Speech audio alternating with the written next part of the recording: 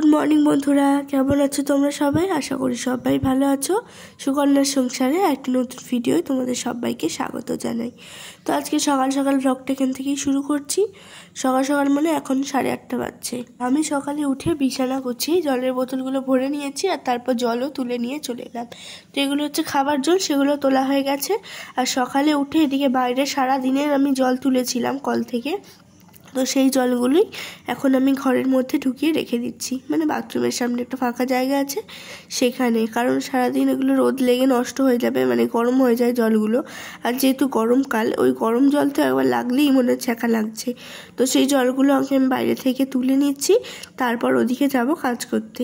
তো আজকের ব্লগটা এখান থেকেই শুরু করলাম, তোমরাও দেখতে থাকো। আশা করছি ব্লগটা তোমাদের ভালো লাগবে। আমি জল টল সম্পূর্ণ তুলে নিয়ে চলে এসেছি রান্নাঘরে। তো এসে খানিকটা সবজি কাটছিলাম, আর সবজি কাটতে কাটতে এদিকে ভাতটা বসিয়ে দিয়েছি। এদিকে কুমড়ো কেটেছি, আলু কেটেছি, আর এদিকে কিছুটা চিংড়ি মাছ ছিল কালকের, সেগুলো বেছে নিয়ে রাখা ছিল ফ্রিজে, সেগুলো বার করে রেখেছি। মাছটা বার করেছে। আর এগুলো কী বলতো, এগুলোকে আমরা এখানে ডেঙ্গো শাক বলি। তো আমাদের বাড়িতে খুব হয়েছিল, তাই তুলে ভাবলাম একদিন রান্না করে খাই। এদিকে একটু আলু কেটেছি, মাছের তরকারি করবো বলে। আজকে সিম্পল রান্না, চিংড়ি মাছ দিয়ে এই ডেঙ্গো শাকের একটা সবজি বানাবো, মানে চচ্চড়ি যেটাকে বলে।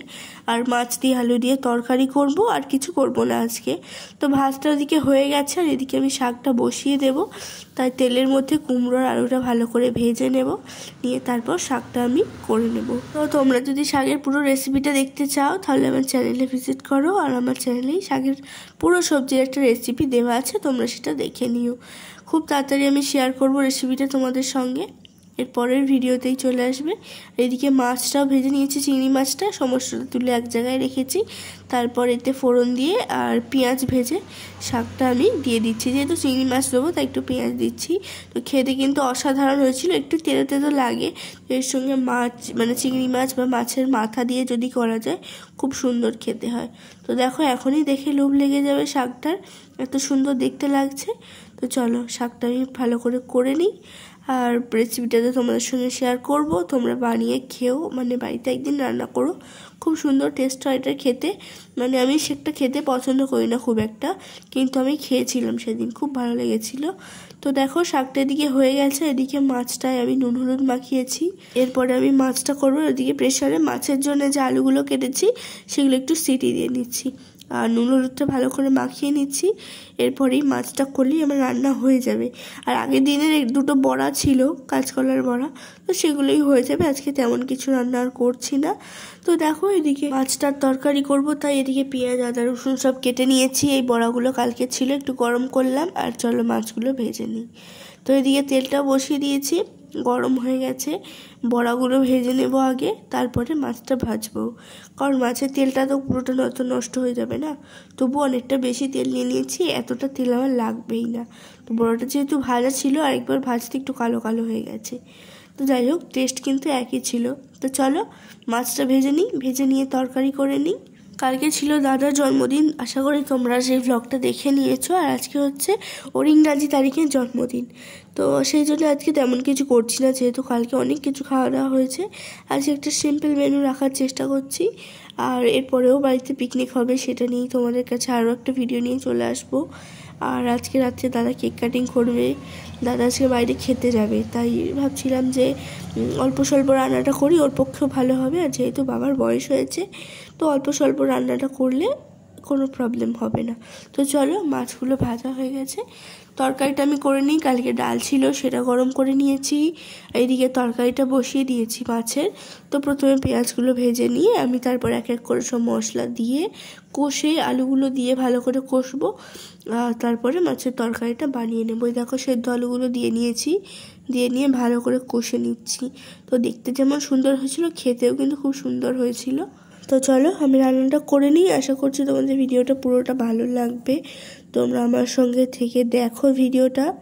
তো চলো, ভালো করে কষা হয়ে গেছে, এবার আমি একটু জল দিয়ে দেব। জল দিয়ে ফুটে গেলে তারপরে মাছগুলো দেব। তো মাছগুলো কড়া কড়া করে ভেজে নিয়েছিলাম, তাই জল দিয়ে ফুটে গেছে।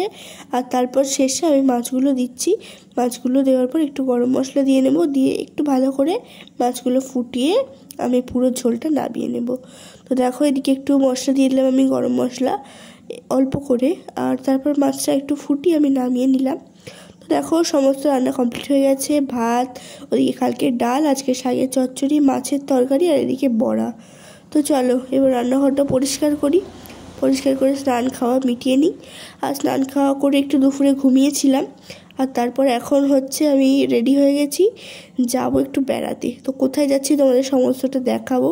তো এসে গেছি বেড়াতে। আমাদের বাড়ির কাছেই একটা ছোটোখাটো রেস্টুরেন্ট ছিল, সেখানে খুব সুন্দর খাবার দাবার বানায়। তো অনেক দিন দুজনেই বেরোয়নি, তাই ভাবলাম একদিন দুজনে বেরোই, একটু গিয়ে কোথাও খাওয়া দাওয়া করে আসি। তখন এসে গেছি, রাস্তার ধারেই দাঁড়িয়েছিলাম, খানিকক্ষণ গল্প করছিলাম। আর তারপর রেস্টুরেন্টে এসে গেছি। তারপর হাফ হাফ করে 2 প্লেট চাউমিন অর্ডার করেছিলাম, চাউমিন খেলাম। আর তার সঙ্গে চিলি চিকেন অর্ডার করেছিলাম।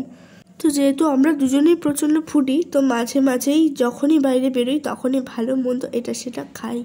মানে চেহারা চুলোয় গেছে, মানে মোটা হয়ে যাচ্ছি সেটাও চুলোয় গেছে, খাওয়া দাওয়াটাই মেইন।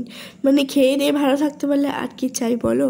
একটা সময় হবে, বয়স হয়ে যাবে, খাওয়া দাওয়াটা সমস্ত উঠেই যাবে, এইগুলোই থাকবে। তো চলো, খাওয়া দাওয়া হয়ে গেছে, এখন পুরো বিলটা পেমেন্ট করে আমি বাড়িও চলে এসেছি। আর বাড়ি এসে দেখো দাদা আজকে গেছিলো বন্ধুদের সঙ্গে খেতে, আর সেখানে গিয়ে স্ট্রবেরি ফ্লেভারের একটা কেক ওরা কেটেছিল, আর সেই কেকটা একটু বাড়িতে নিয়ে এসেছে। তো আমি আর বাবা সেটা বসে খাবো। তো খুব সুন্দর খেতে ছিল, মিয়োমোর থেকে নিয়েছিল, অসাধারণ খেতে ছিল স্ট্রবেরি ফ্লেভারের। তো আমি তো একটুখানি খেয়েই, বেশি খেতে পারিনি কারণ মিষ্টি ছিল। তো আমি একটুখানি খেয়ে বাবাকে দিয়ে দিয়েছিলাম, আমার গলাটা কেমন কিরকির করছিল। তো তারপরে দেখো বাড়ির থেকে সবাই মিলে একটা কেক এনেছিল, দাদার নামে লিখে নিয়ে। এই কেকটা মিয়োমোর থেকে আনা, আর এটা ছিল ডার্ক চকলেট ফ্লেভারের। আর দেখো আমার দেওয়া জন্মদিন উপহারটা পড়েছে, পরে কেক কাটছে সবাই মিলে একসাথে, হাসি মজা করে কেক কাটা হচ্ছিল। আমরা সবাই এই দিনগুলোই প্রচণ্ড মজা করি, পরপর সবার জন্মদিন, কেক কাটিং, পিকনিক। তো সব কিছু দুঃখ হাসি, সব কিছু দুঃখ ভুলে গিয়ে আমরা আজকের দিনটা খুব ভালোভাবে পালন করি। আমাদের মধ্যে যত যাই হোক না কেন, মানে প্রত্যেকটা বাড়িতেই এরকম ছোটোখাটো ঝামেলা হয়, তারপরেও সবাই মিলে একসঙ্গে থাকার মজাটাই আলাদা।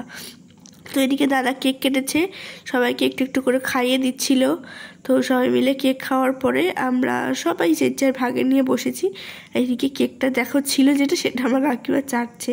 মানে যারা খেতে ভালোবাসে তারা তো সেটাই করে, তাই না? তো আমরা সবাই হাসছিলাম, কাকিমা বলছে তুই একটু ভিডিও কর, সবাইকে দেখা। আর আমাকে এখানে ছুরি করে কেক খেতে দিয়েছে। আর বাড়ি এসে খাওয়া দাওয়া করে আমার সমস্ত যে বাসনগুলো ছিল সেগুলো সব মেজে নিয়ে আমি এখন যাচ্ছি ঘুমাতে। তো চলো ভিডিওটা আজকে বেশি বড় করছি না, এখানেই শেষ করছি। আশা করছি ভিডিওটা তোমাদের সবার ভালো লেগেছে। সবাই লাইক কমেন্ট করে জানিও। আজকের মতো এখানেই আসছি, টাটা বাই বাই সবাইকে।